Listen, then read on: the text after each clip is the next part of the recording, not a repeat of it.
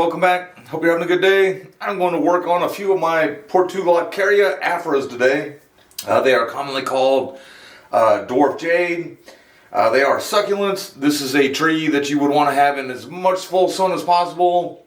But if you don't live in Florida like I do, you definitely need to protect them from freezing. At the very least, I would probably consider maybe temperatures under 40 to protect them from. My gateway to the bonsai hobby was actually succulents.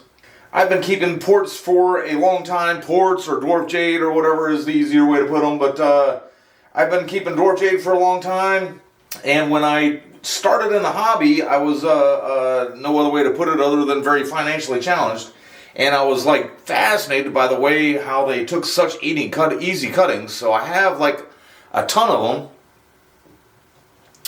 and just as my collection has grown and everything, I've kind of ran out of room to, I don't know, like keep them properly, so I actually have all these kind of like shoved together in a little area. They don't need as much water as my other trees and everything, so I can kind of water them a little bit differently. I'll actually talk about that here for a second. I used to only give them water that Mother Nature allowed. Like in the summertime it rains here. The rest of the year I just wouldn't water them at all, which is why I keep them separate from all the other trees.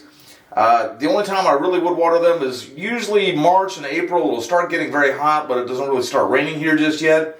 And I started watering them, and I've been seeing some things that people will usually water them a little more than that. You know, they can stay alive like that.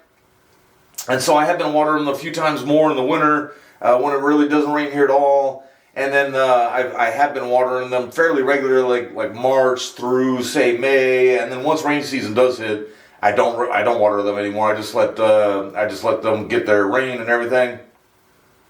But because I kind of keep them all together, I keep them all together like that just to kind of keep them from falling over, and I keep them super crowded. I really don't get them out and look at them all that much, and I've got so much else going on, I don't get a chance to kind of get in here, prune them up, and then every time I do prune one of them up, I think they take like a little more clip and grow maintenance than some of my other trees where you can kind of do a hard chop, some hard pruning, and then let them go for a year.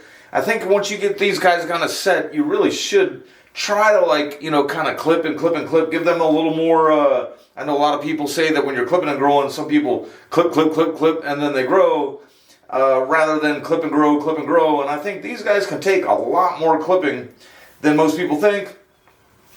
And so I'm just going to clean a few of them up here today. I've actually cleaned a spot in my yard where I can put a few of them out. And so where I can, you know, like the area is probably about maybe 5 by 4 that I've got there or whatever. So I can probably have maybe 6 or 7 of them kind of spread out a little bit better. And I'm going to clean up probably 4 or 5 of them today. It just kind of depends on how many I find in this shape that really need some pruning.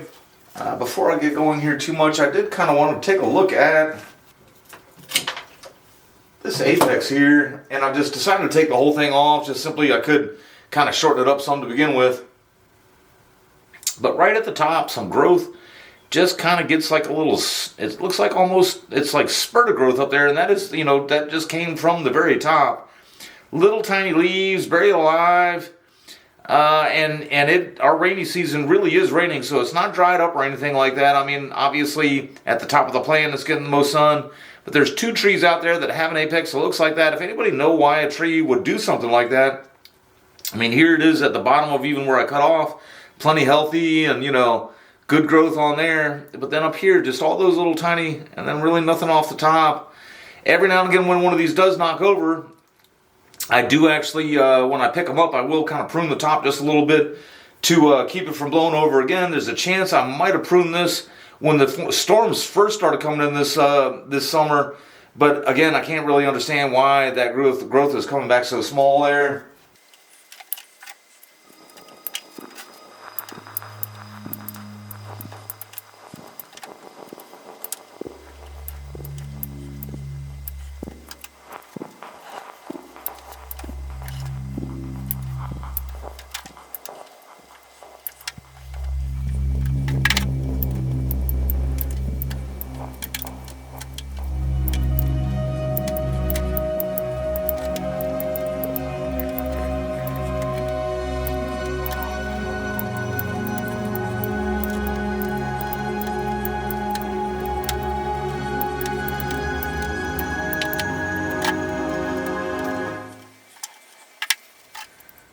Alright, so just about done with this one here. Got some decent taper coming up.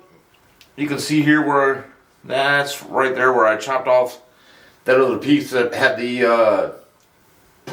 odd growth on the end. Take a look at the other side and everything. I believe I've kind of done this with this tree before, but then I neglected it again. But now that I do have that area for it, the idea is that I'm going to be out there kind of maintaining a little clip and grow a little more. Maybe try to build a better canopy rather than just a bunch of long runners everywhere. We'll see what happens. Alright, and then we got this one here. Always kind of felt that from where the this was a bigger tree that I had at one point. I lose track of the history on some of these as far as remembering exactly what I did. But got a pretty good thick part here, and I had chopped it trying to create a little taper, and it kind of came out this way. And I always feel like it's kind of awkward looking at some angles, but I also feel like it's getting old enough now to where it's kind of like blending in a little bit and everything. But I'm gonna go ahead and do the same thing with this one.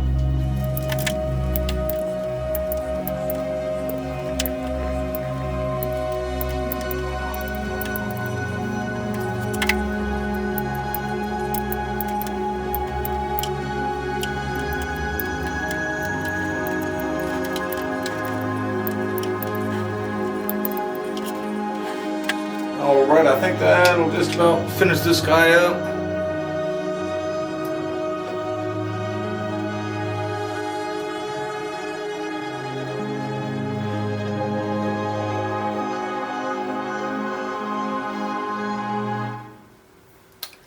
Both this one and the next one I'm going to bring in.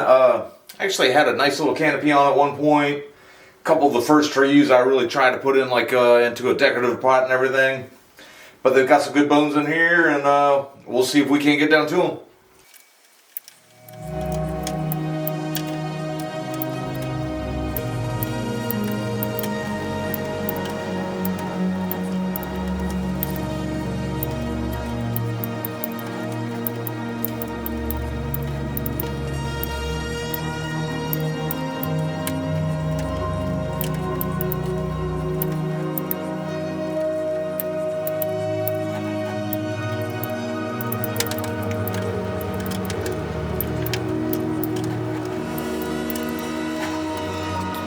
Alright, and there we are with this one.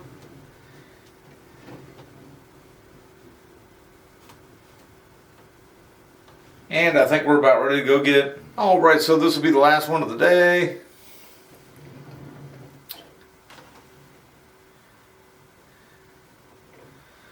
Somehow, oddly enough, it just seems so so healthy, but so unkept at the same time.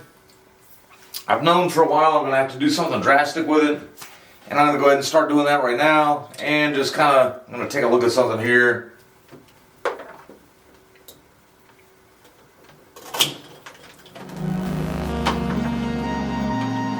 The size of that came out of there.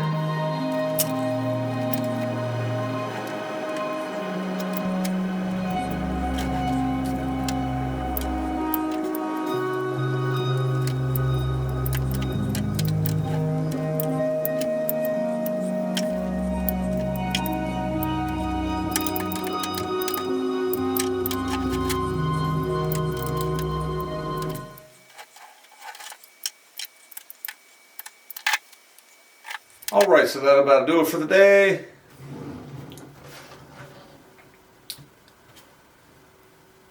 These shirts turn out great as soon as I start taking the proper care.